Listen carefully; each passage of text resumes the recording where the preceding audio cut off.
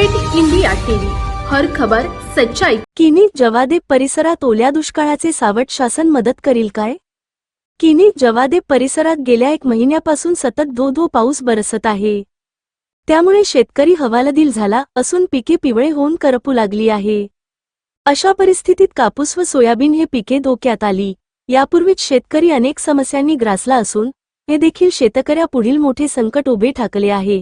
शेतकरी आत्महत्येचे सत्र थांबत नाही। आता मात्र ओल्या दुष्काळाचे सावट उभे राहिले आहे। या सर्व परिस्थितीत शासन काही मदत करतील काय, याकडे सर्व शेतकऱ्याच्या नजरा लागले आहे।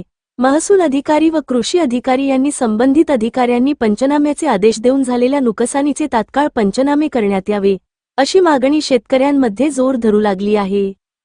किनी जवादे प्रतिनिधी शंकर मांदाडे।